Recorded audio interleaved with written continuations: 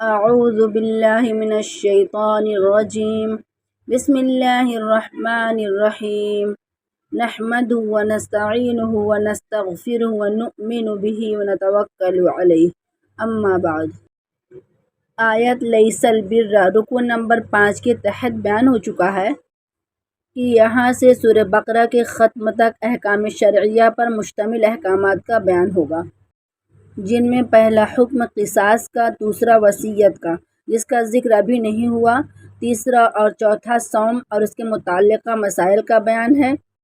پانچواں اعتکاف کا ہے، چھٹا مال حرام سے بچنے کا ذکر ہے۔ اس کے بعد کی اگلی 2 آیتوں میں حج اور جہاد کے متعلق احکامات اور مسائل کا بیان ہے، اور حج کے حکم میں بتلایا گیا ہے کہ روزہ اور حج وغیرہ میں قمری مہینوں اور دنوں کا اعتبار ہوگا۔ پچھلے سبق میں روزے کے احکام کا ذکر ہوا تھا۔ مذکورہ سبق کی سب سے پہلی آیت میں مال حرام حاصل کرنے اور اس کے استعمال کرنے کی ممانعت اسی مناسبت سے ذکر کی گئی ہے کہ عبادت صوم کا اصل منشا یہی ہے کہ انسان کچھ عرصے حلال چیزوں سے بھی صبر کا عادی ہو جائے گا تو حرام چیزوں سے بچنا آسان ہو جائے گا۔ نیز یہ بھی مناسبت ہے کہ جب روزہ ختم ہو افطار کے لیے مال حلال مہیا کرنا چاہیے۔ جس نے دن بھر روزہ رکھا، شام کو مال حرام سے افطار کیا، اس کا روزہ اللہ کے نزدیک قبول نہیں ہوتا ہے۔ اس مناسبت سے پہلے آیت کریمہ کے الفاظ اور معانی سمجھے، پھر انشاءاللہ تشریح بھی ہوگی۔ آیت کریمہ کے الفاظ یہ ہیں: وَلَا تَأْكُلُوا أَمْوَالَكُمْ بَيْنَكُمْ بِالْبَاطِلِ وَتُدْلُوا بِهَا إِلَى الْحُكَّامِ لِتَأْكُلُوا فَرِيقًا مِّنْ أَمْوَالِ النَّاسِ بِالْإِثْمِ وَأَنْتُمْ تَعْلَمُونَ۔ آیت کریمہ کا لفظی ترجمہ: ولا اور نہ، تأکلوا کھاؤ، اموالکم اپنے مال، بینکم آپس میں، بالباطل ناحق یعنی غلط طریقے سے، وتدلوا اور نہ پہنچاؤ، بہا اس سے، الی الحکام حاکموں تک، لتأکلوا تاکہ تم کھاؤ، فریقاً کوئی حصہ، من سے، اموالی مال، الناسی لوگ، بالاسم گناہ سے، وانتم اور تم سب تعلمون جانتے ہو۔ آیت کریمہ کا مکمل ترجمہ: اور آپس میں ایک دوسرے کا مال ناحق طریقہ سے نہ کھاؤ اور نہ ان کا مقدمہ حاکموں کے پاس اس غرض سے لے جاؤ کہ لوگوں کے مال کا کوئی حصہ جانتے بوجھتے ہڑپ کرنے کا گناہ کرو۔ اس آیت میں حرام طریقوں سے مال حاصل کرنے اور استعمال کرنے کی ممانعت ہے، جس طرح اسی سورہ بقرہ کی آیت نمبر 167 میں حلال طریقے پر حاصل کرنے اور استعمال کرنے کی اجازت کا بیان گزر چکا ہے، جس میں ارشاد مبارک ہے: یا ایھا الناس کلوا مما فی الارض حلالا طیبا ولا تتبعوا خطوات الشیطان انہ لکم عدو مبین۔ ترجمہ: اے لوگو، کھاؤ زمین کی چیزوں میں سے جو چیزیں حلال اور ستھری ہیں، اور شیطان کے قدم پر نہ چلو کیونکہ وہ تمہارا کھلا دشمن ہے۔ مذکورہ آیت نمبر 188 ایک خاص واقعے میں نازل ہوئی ہے۔ واقعہ یہ ہے کہ حضرات صحابہ کرام رضی اللہ عنہم میں سے 2 صاحبوں کا آپس میں ایک زمین پر جھگڑا ہوا۔ مقدمہ رسول کریم صلی اللہ علیہ وسلم کی عدالت میں پیش ہوا۔ مدعی کے پاس گواہ نہ تھے۔ حضرت صلی اللہ علیہ وسلم نے شرعی ضابطہ کے مطابق مدعا علیہ کو حلف کرنے کا حکم دیا۔ وہ حلف پر آمادہ ہو گیا۔ اس وقت حضرت صلی اللہ علیہ وسلم نے بطور نصیحت ان کو یہ آیت سنائی: ان الذین یشترون بعہد اللہ وایمانہم ثمنا قلیلا، جس میں قسم کھا کر کوئی مال حاصل کرنے پر وعید مذکور ہے۔ صحابی نے جب یہ آیت سنی تو قسم کھانے کو ترک کر دیا اور زمین مدعی کے حوالے کر دی۔ اس واقعے میں آیت نازل ہوئی جس میں ناجائز طریق پر کسی کا مال کھانے یا حاصل کرنے کو حرام قرار دیا گیا، اور اس کے آخر میں خاص طور پر جھوٹا مقدمہ بنانے اور جھوٹی قسم کھانے اور جھوٹی شہادت دینے اور دلوانے کی سخت ممانعت اور اس پر وعید آئی،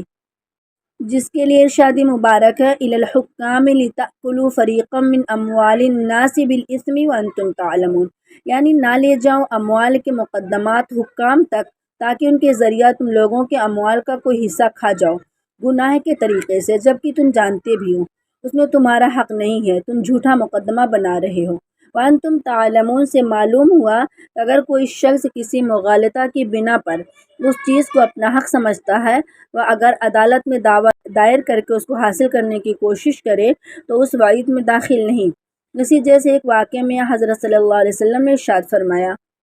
کہ میں ایک انسان ہوں اور تم میرے پاس اپنے مقدمات لاتے ہو۔ اس میں یہ ہو سکتا ہے کہ کوئی شخص اپنا معاملہ کو زیادہ رنگ آمیزی کے ساتھ پیش کرے اور میں اسی سے مطمئن ہو کر اس کے حق میں فیصلہ کر دوں، تو یاد رکھو کہ حقیقت حال تو صاحب معاملہ کو خود معلوم ہوتی ہے۔ اگر فی الواقع وہ اس کا حقدار نہیں ہے تو اس کو لینا نہیں چاہیے، کیونکہ اس صورت میں جو کچھ میں اس کو دوں گا وہ جہنم کا ایک ٹکڑا ہوگا،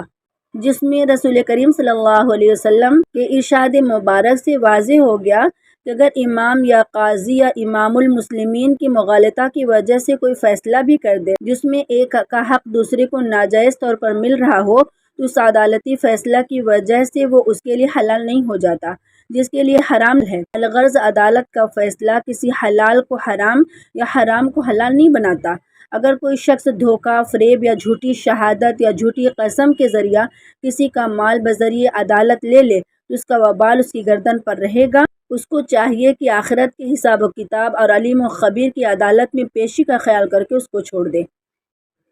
حرام سے بچنے اور حلال کے حاصل کرنے کے لیے قرآن کریم نے مختلف مقامات میں مختلف عنوانات سے تاکیدیں فرمائی ہیں۔ ایک آیت میں اسی کی طرف اشارہ کیا ہے کہ انسان کے اعمال و اخلاق میں بہت بڑا دخل حلال کھانے کو ہے۔ اگر اس کا کھانا پینا حلال نہیں تو اس کے اخلاق حمیدہ اور اعمال صالحہ کا صدور مشکل ہے۔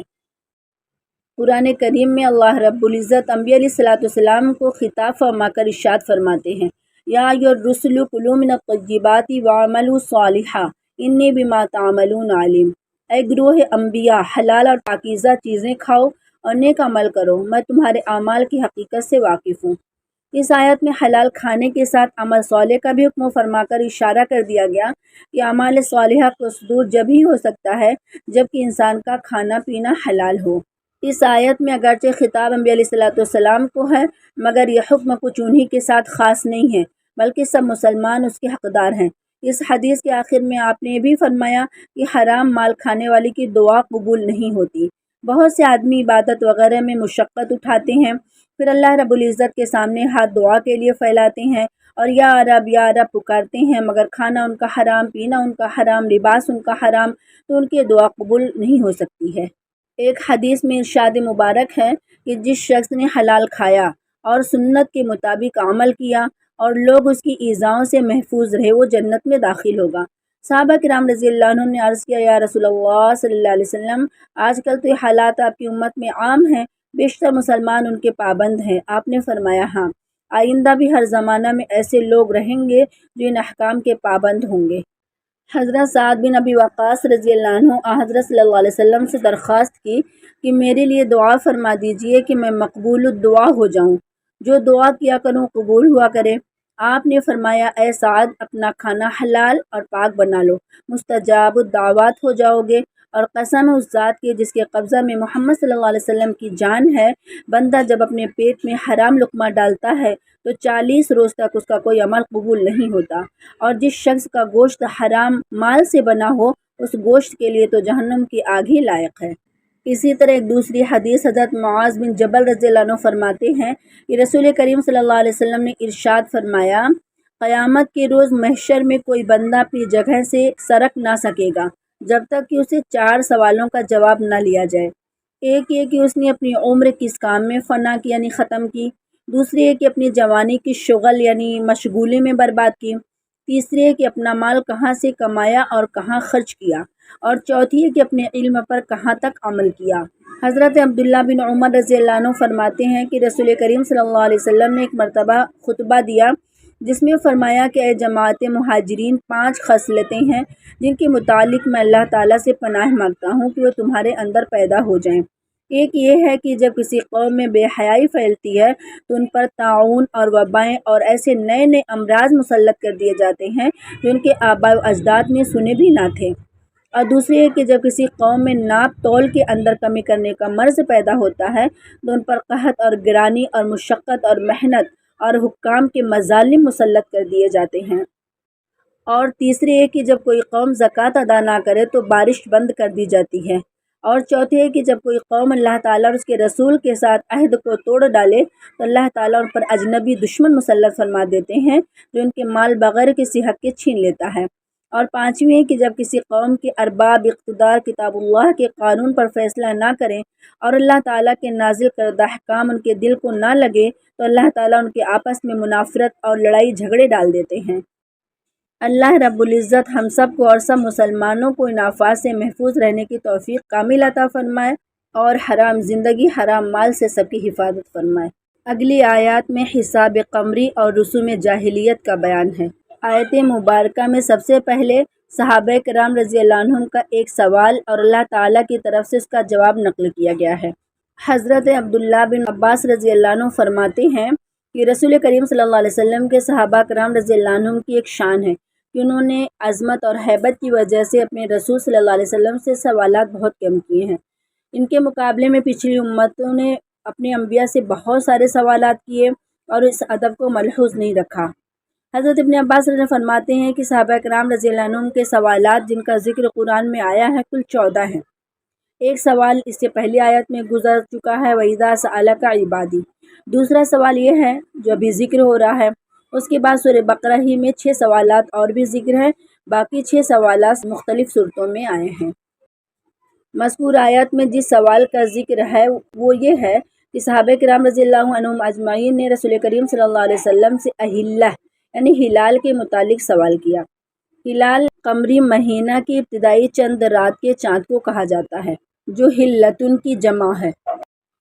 یعنی شروع مہینے کے چاند کے متعلق سوال کیا کہ اس کی صورت آفتاب یعنی سورج سے الگ ہوتی ہے اور وہ کبھی باریک ہلالی شکل میں ہوتا ہے، پھر آہستہ آہستہ بڑھتا ہے، پھر پورا دائرہ ہو جاتا ہے،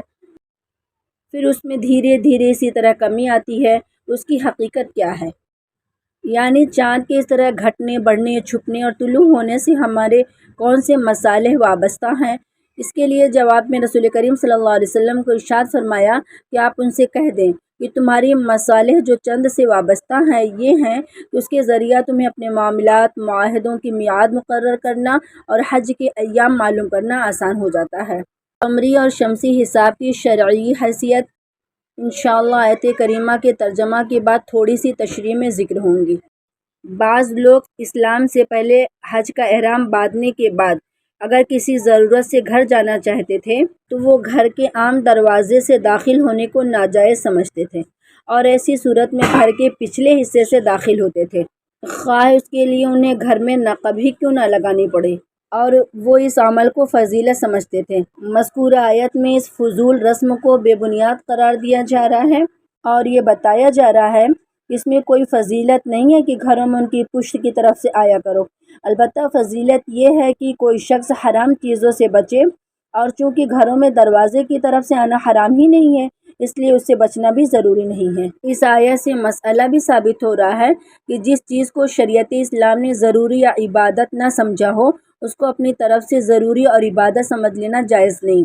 اسی طرح جو چیز شرعاً جائز ہو اس کو گناہ سمجھنا بھی گناہ ہے۔ ان لوگوں نے ایسا ہی کر رکھا تھا کہ گھر کے دروازوں سے داخل ہونا جو شرعاً جائز تھا اس کو گناہ قرار دیا، اور مکان کی پشت سے دیوار توڑ کر آیا جو شرعاً ضروری نہیں تھا اس کو ضروری سمجھا۔ اسی پر ان لوگوں کو تنبیہ کی گئی ہے۔ بدعات کے ناجائز ہونے کی بڑی وجہ یہی ہے کہ غیر ضروری چیزوں کو فرض اور واجب کی طرح ضروری سمجھ لیا جاتا ہے یا بعض چیزوں کو حرام اور ناجائز قرار دے دیا جاتا ہے۔ اس آیت سے ایسا کرنے کی ممانعت واضح طور پر ثابت ہو گئی، جس سے ہزاروں اعمال کا حکم بھی معلوم ہو گیا۔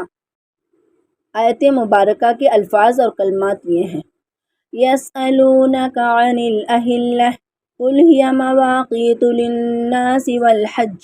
وَلَيْسَ الْبِرُّ بِأَن تَأْتُوا الْبُيُوتَ مِنْ ظُهُورِهَا وَلَكِنَّ الْبِرَّ مَنِ اتَّقَى وَأْتُوا الْبُيُوتَ مِنْ أَبْوَابِهَا وَاتَّقُوا اللَّهَ لَعَلَّكُمْ تُفْلِحُونَ۔ آیت کریمہ کا لفظی ترجمہ: یسألونک، وہ آپ سے پوچھتے ہیں، ان سے بارے میں، اہلہ نئے چاند، اہلہ ہلالن کی جمع ہے،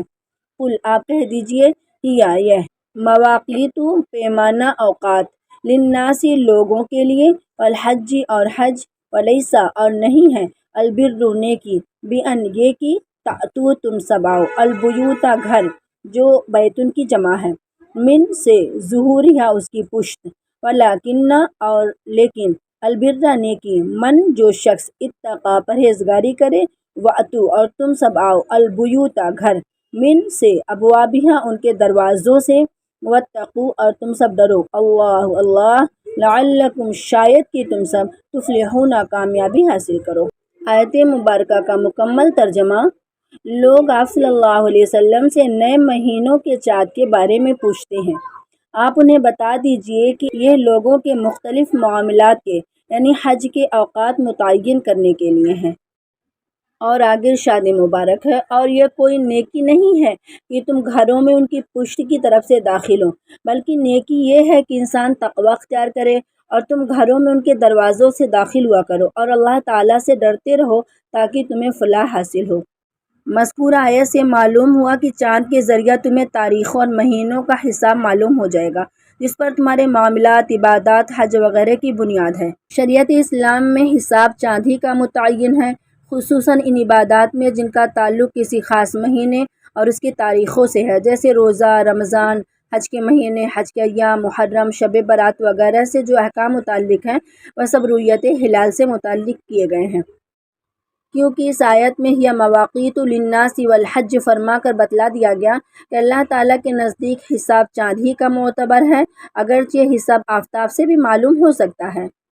اگلی آیات میں قتال کفار کا ذکر ہے، جو آیت کے اعتبار سے حکم نہم کہلاتا ہے۔ یہ آیت اس وقت نازل ہوئی تھی جب مکہ کے مشرکین نے حضرت صلی اللہ علیہ وسلم اور آپ کے صحابہ کو صلح حدیبیہ کے موقع پر عمرہ ادا کرنے سے روک دیا تھا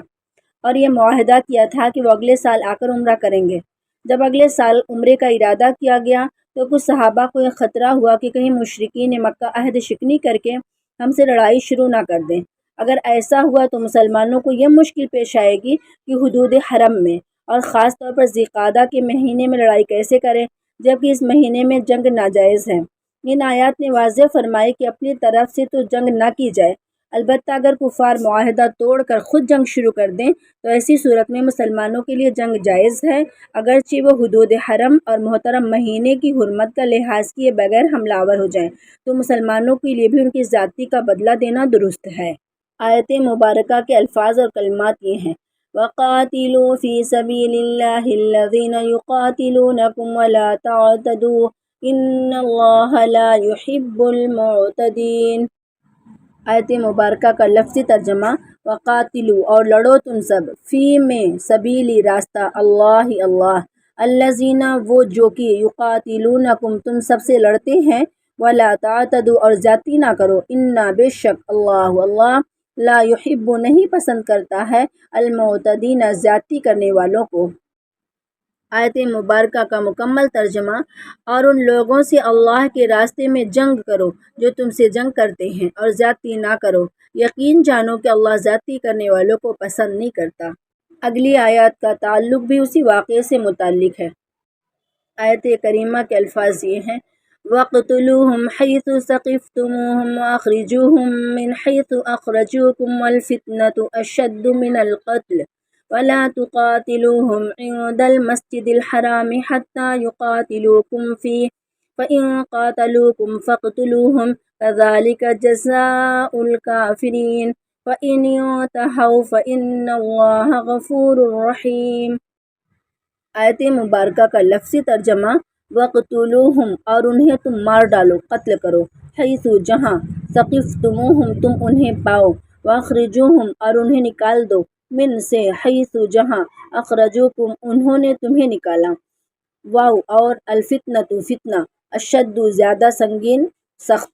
من سے، القتل قتل، ولا اور نہ، تقاتلوہم ان سے لڑو، اندہ پاس، المسجد الحرام مسجد حرام یعنی خانہ کعبہ، حتیٰ یہاں تک کہ، یقاتلوکم تم سے لڑیں، فیہ اس میں، فإن پس اگر، قاتلوکم تم سے لڑیں، فقتلوہم تو تم ان سے لڑو، کذالک اسی طرح، جزاء سزا، الکافرین کافروں۔ اگلی آیت کا لفظی ترجمہ: فإن پھر اگر، انتہوا وہ باز آ جائیں، فإن تو بے شک اللہ اللہ غفور بخشنے والا، رحیم رحم کرنے والا ہے۔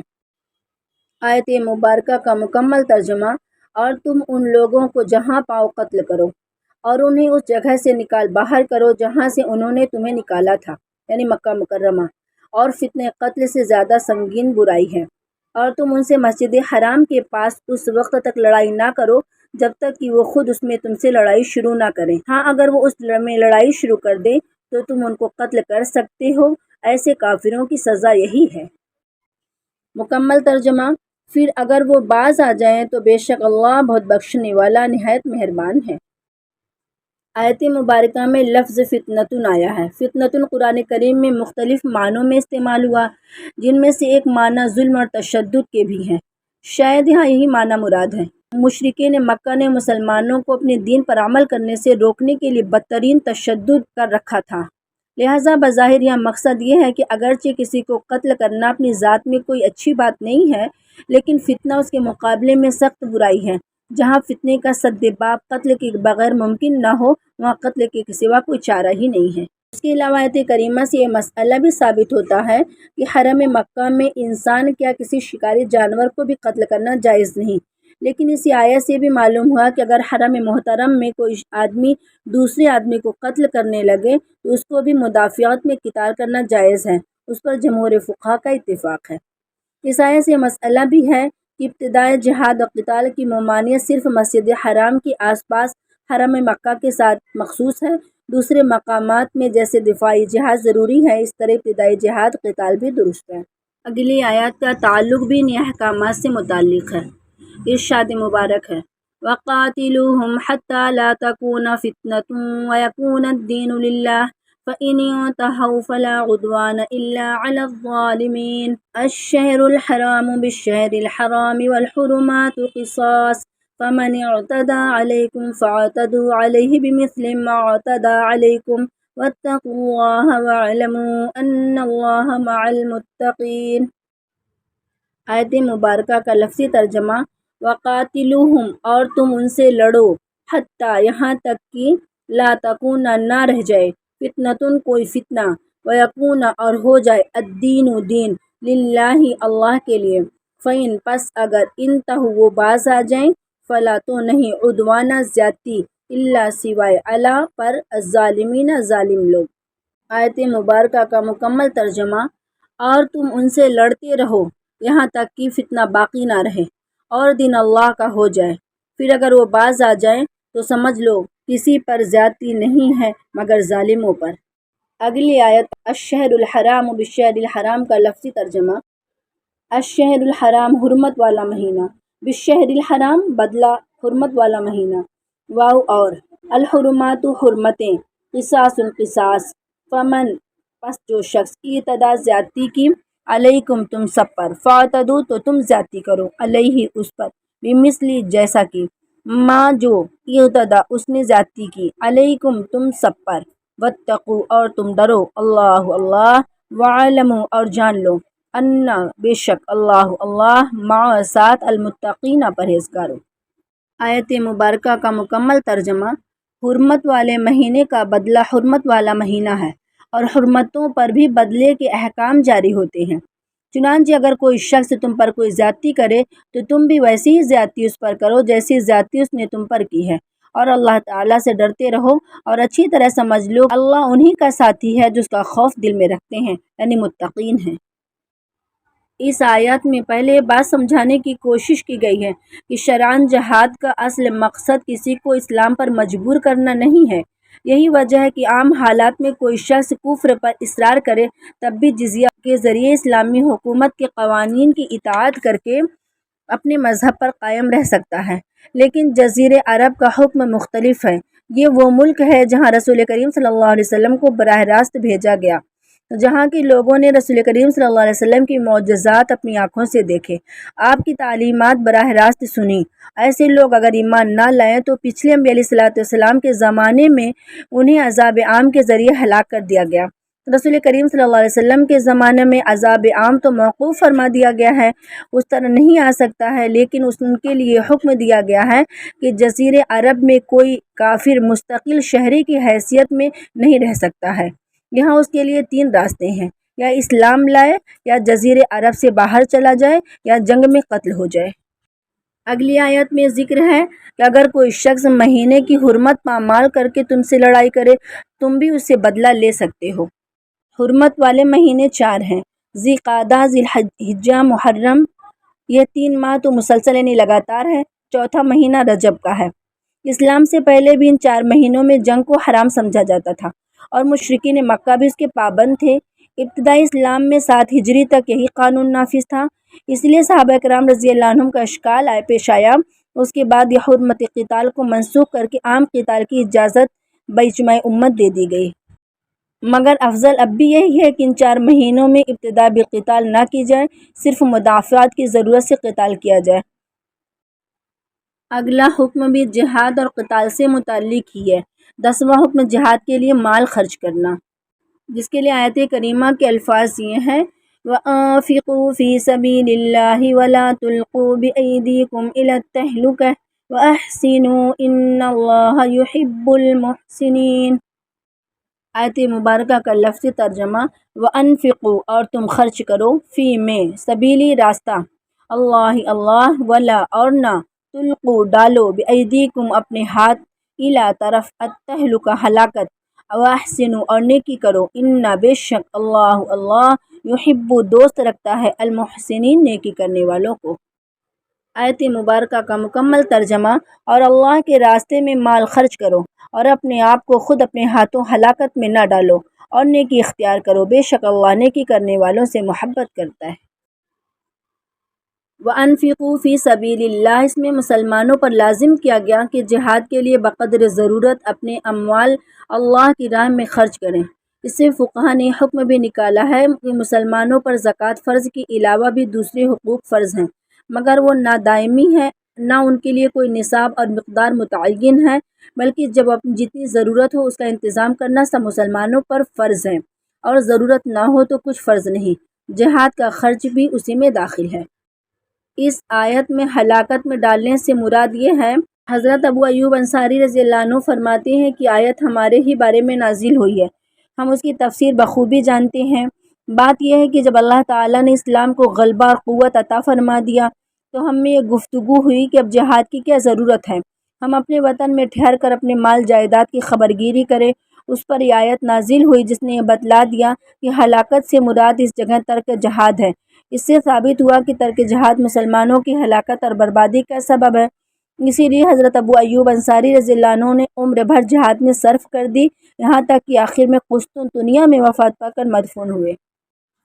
اس کے علاوہ گناہوں کی وجہ سے اللہ کی رحمت اور مغفرت سے مایوس ہونا اور اپنے آپ کو اپنے ہاتھوں میں ہلاکت میں ڈالنا ہے، اس لیے کہ مغفرت سے مایوس ہونا حرام ہے۔ اور آخر میں وَأَحْسِنُوا إِنَّ اللَّهَ يُحِبُّ الْمُحْسِنِينَ، اس جملے میں ہر کام کو اچھی طرح کرنے کی ترغیب ہے، اور کام کو اچھی طرح کرنا جس میں قرآن میں احسان کے لفظ سے تعبیر کیا 2 طرح کا ہے، ایک عبادت میں، دوسرے آپس کے معاملات اور معاشرت میں۔ عبادت میں احسان کی تفسیر حدیث جبریل میں خود رسول کریم صلی اللہ علیہ وسلم نے فرمائی ہے کہ ایسی طرح عبادت کرو جیسے تم خدا کو دیکھ رہے ہو، اگرچہ یہ درجہ حاصل نہ ہو تو کم از کم یہ تو اعتقاد لازم ہی ہے کہ خدا تعالیٰ تمہیں دیکھ رہے ہیں۔ اور معاملات اور معاشرت میں احسان کی تفسیر معاذ رضی اللہ عنہ نے رسول کریم صلی اللہ علیہ وسلم یہ حدیث بیان فرمائی ہے کہ تم سب لوگوں کے لیے وہی پسند کرو جو اپنے لیے پسند کرتے ہو، اور جس چیز کو تم اپنے لیے برا سمجھتے ہو اور دوسرے کے لیے بھی برا سمجھے۔ اللہ رب العزت ہم سب کو عمل کی توفیق نصیب فرمائے۔